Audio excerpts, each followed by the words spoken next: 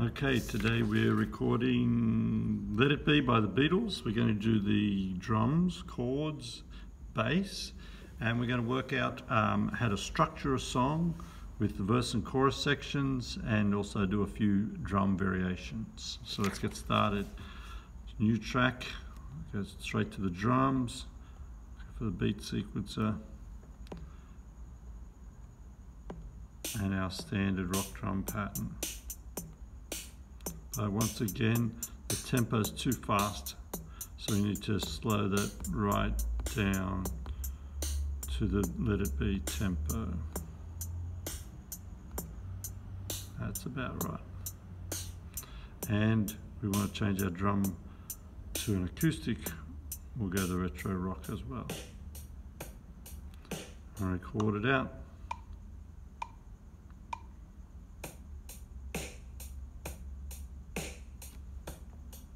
Okay, that'll give us a start. Loop it out.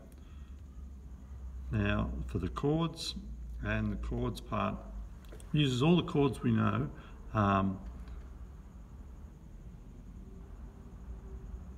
So you need to know C, D minor, E minor, F, G, and A minor. So be careful with your that you've got the big keyboard on there, because if you've got fingers like mine, it's a little bit tricky sometimes. So let's give it a go. Remember the chord progressions here. It's quite complicated, so you might have to practice this a bit. C, G, A minor, F, C, G, F, E, D, C, and then A minor, G, F, C, C, G, F, E, D, C. See how you go. This is what it sounds like.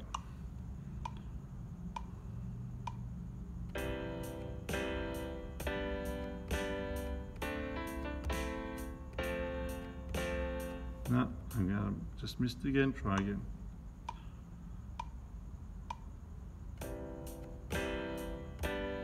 No, didn't like the sound of that first chord.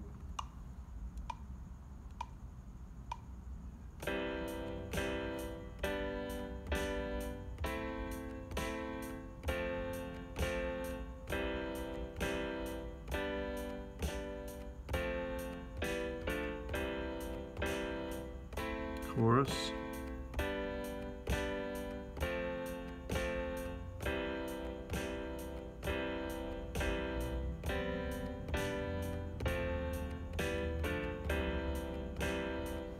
Okay, so I missed a little bit there, but it'll be close enough for the demonstration that we have here. I'll go in straight away, quantize, and we can quantize that then to eighth notes. That'll be in time. Do a quick bass line for it, is exactly the same, but using the bass sound. So we'll go other, I'm going to use Paul McCartney's bass there, the Liverpool bass, and we'll record the same thing.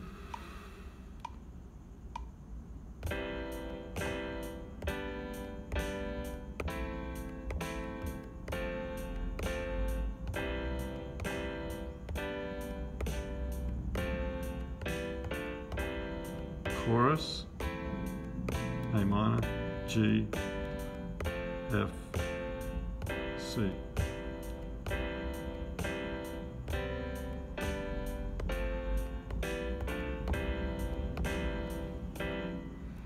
Pretty good that time. Again, quantize it out to make it nice and tight. And that's all we're going to record. If you want to record the melody as well, you can. It's a little bit trickier. But well worth the effort if you give it a go. What we're going to do now is work on the structure of the piece. So we know that it's got two sections, so I'm going to split this up. So I'm going to put my counter halfway and split, and then I can cut that into a section and do the same thing with the bass.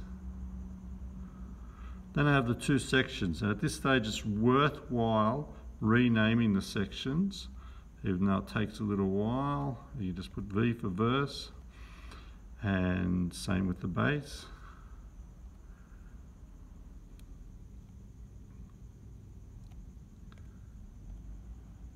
And then the chorus. rename that, and you'll see why in a minute.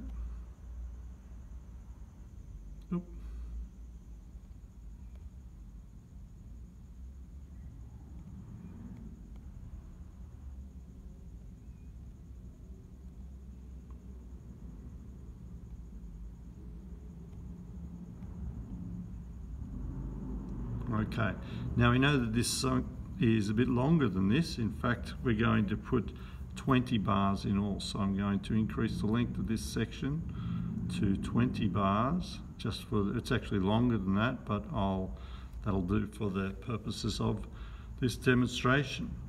So we know that the verse is used as the intro, so I'll move the chorus parts out of the way. And I don't want the bass in first. So then, but we know that the verse then becomes the intro. We're also going to copy it and then paste it in after it for the first verse. And then for the second verse as well. Then we've got the chorus, and then we copy that and paste that in where we have the counter. And then we have the verse bass line comes in again. Paste that in. Move that chorus back, copy that. Paste that in. Very important to be careful there. And then we have our song structure of intro, so I could rename that if you want.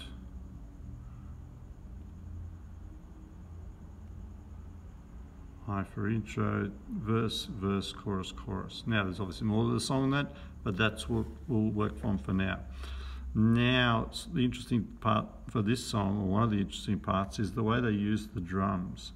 So they start off with no drums. And then the real drum beat, or the standard rock drum beat that we use, only comes in the verse. So that's a variation. Back here, when the verse starts, they start with a different drum pattern. So we're going to record a different drum pattern here, and it's simply the hi-hat on the backbeat. So that's nice and easy to record.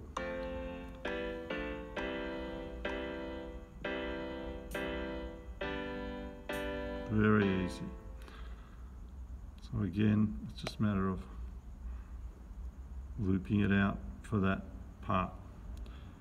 Then in the chorus part, this is a little bit later in the song, but it uses what's called double time on the hi-hats. So instead of playing just 2 notes on the hi-hat, it uses the standard kick, drum, snare, kick, snare, but semi-quavers on the hi-hats.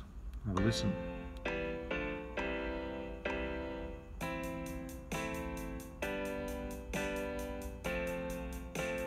That's all we need.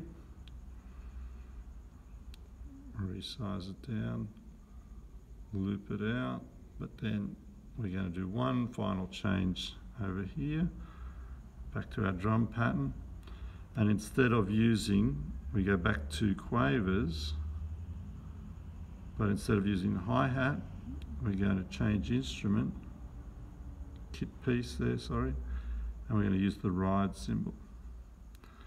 Have a listen.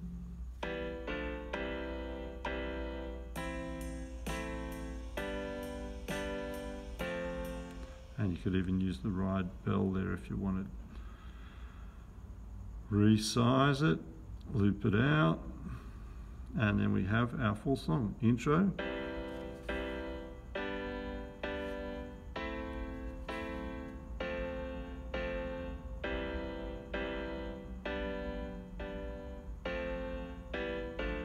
We go to the verse.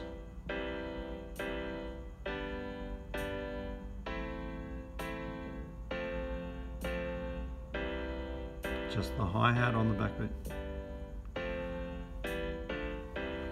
Normally you'd have another verse, but we're going straight in. Oh, well, we have got another verse with the standard rock drum pattern now.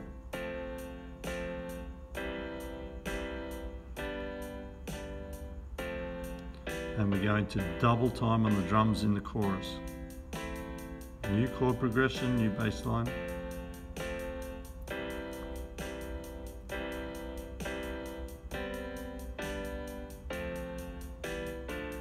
And the ride cymbal.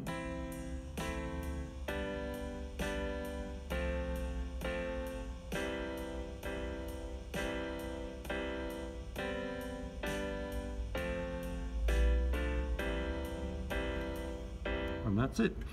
So, a few more challenges there, a few more arranging tips for ideas, hopefully to be able to use in your own composition.